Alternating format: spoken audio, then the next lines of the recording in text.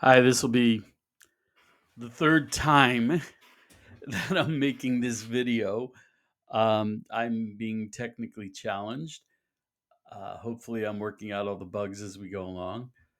I wanted to say that I've been trying to respond to as many of the comments as I can. That's because I think I'm trying to make a community and not just a YouTube channel.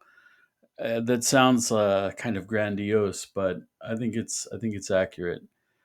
And I've managed. I've some of the some of the comments are so sweet and so wonderful. I'm deeply touched.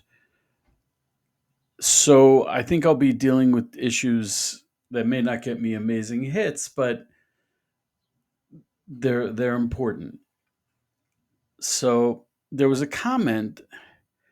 Someone, I hope they misunderstood me. They said that I said that I didn't think they could understand the red heifer. First of all, the sages tell us that it is a chok, meaning a law that it's beyond human understanding. There are a lot of them, as opposed to a mishpat. A chok is it literally means a law. A mishpat is a judgment. Things like don't murder, don't steal. We can understand those. The red heifer is, in its essence, inexplicable. So it's kind of like no one can really understand it. Um, okay. But in addition, I think I think I implied that Christians can't understand it. And to be really honest, there's a side to say that's true, and I'll tell you why. There's a huge difference between the way Jews learn and view the Bible versus the way Christians learn and view the Bible. For Jews, we see the writings as a history book. We see the five books of Moses as a history book. We see the prophecies as a history book. Christians do not. They see the prophecies as prophecy, which is only partially the way we see it. Um, they do not see the Torah as a guidebook, a practical guidebook, and we do. When Am Yisrael, when the nation of Israel received the Torah, we said Na'aseh v'nishma, that we will do and then we will understand. In Judaism, it's an incorrect approach to say I'll only do what I understand. Part of the understanding, a large part of the understanding, comes from doing, and we keep going deeper and deeper into the mitzvah itself. And like, for example, one of the comments said that the tefillin that Josh was wearing, they're Saturn worship. Saturn. I had no idea what that meant. But we have tefillin from 2,500 years ago that are identical to what we have today. And it comes from a verse in the Torah. So I was very confused. I think one of the biggest tragedies of replacement theology is that it stunted the way most Christians learn the Bible. When I started talking about the red heifer, people said, "Oh, no, no, the red heifer is, Jesus was the last sin offering. He cleansed our sins, so we don't need the red heifer." The red heifer isn't a sacrifice. It's not an offering, and it has nothing to do with sin. It has to do with ritual impurity. If you had said Jesus purified us, that would be understandable. We're coming up on Passover, and Christians tell me, a lot of Christians tell me, the Passover offering, we don't need it because Jesus was the last sin offering. But the Passover offering was not a sin offering, it was a thanksgiving offering. But because they hear offering and they say Jesus, and then they shut down the learning. You don't read the Bible anymore. You hear tefillin, Jesus. Fringes, Jesus. Temple, Jesus. Offering, Jesus. And you try to fit everything into the Jesus rubric. And you've made Jesus very small. If you want to say Jesus is sin offering, well, first learn about sin offerings. And then apply that to Jesus. Passover offering, not a sin offering.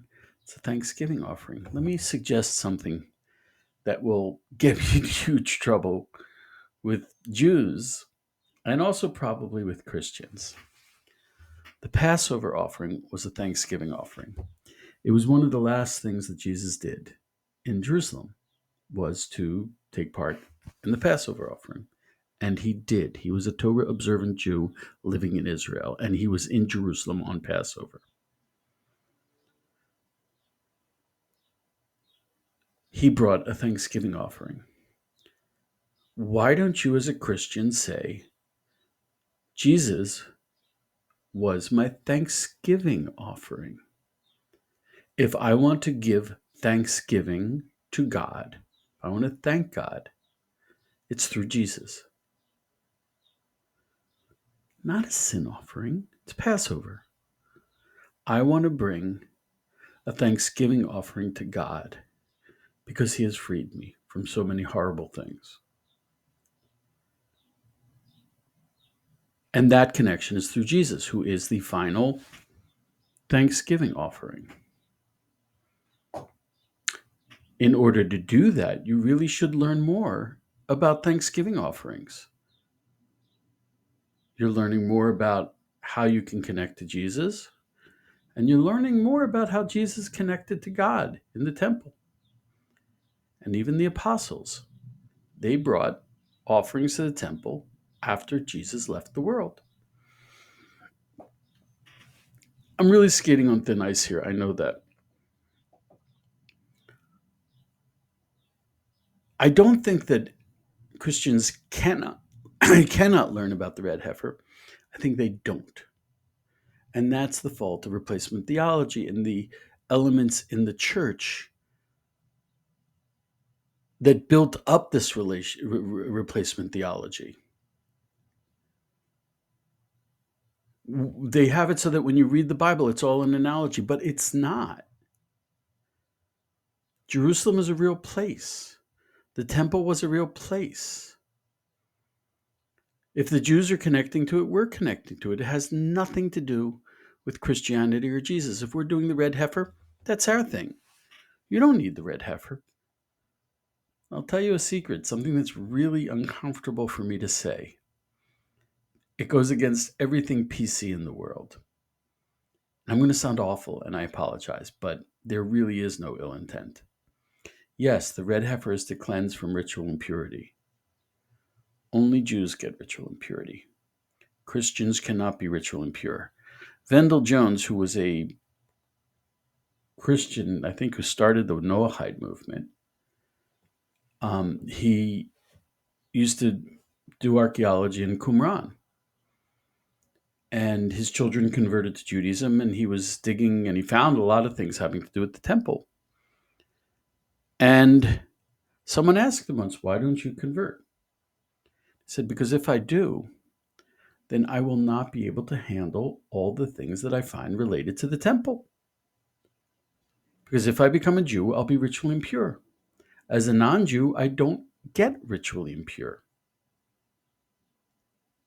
So the red heifer has nothing to do with Christians. Only Jews become ritually impure.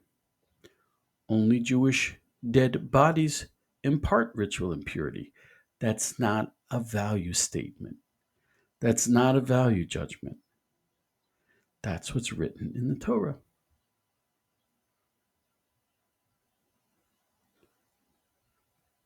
Okay, so what I'm trying to say is make Jesus bigger. Don't say everything is Jesus and everything is a sin offering. and Jesus cleansed you of your sins. Make it bigger, make it fuller, make it more biblically based, make the Bible bigger. Learn about the red heifer not as Jesus, but learn about the red heifer as the red heifer, and then apply that to Jesus. If you want to say Jesus purifies you from your impurities, fantastic. If you want to say the Passover offering is thanksgiving because you're so happy that God freed you from your slavery, and apply that to Jesus, fantastic. But if you say that the Passover offering was a sin offering that we no longer have to do because of Jesus, A, you've gotten the Bible wrong. And B, you've made Jesus really small. You've made Jesus a sin offering when, if Jesus was a religious Jew, and if, as I understand Jesus, you have the potential to make him much bigger, a much fuller picture, a picture, you have him, you can connect him to the Bible in so many ways.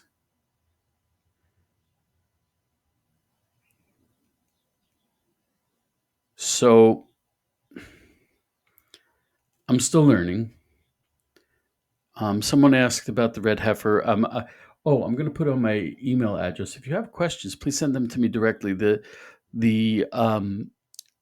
interface, the way YouTube does comments, it's really not for communication. It's very easy to lose the comment.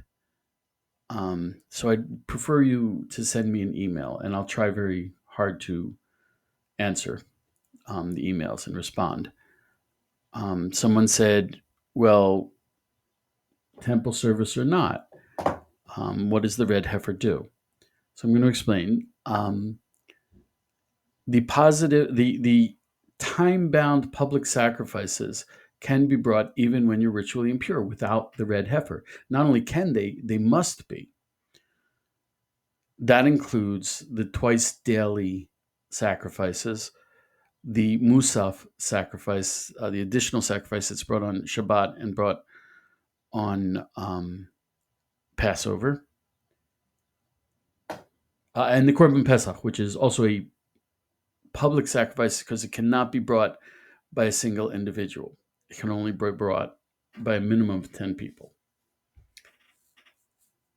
So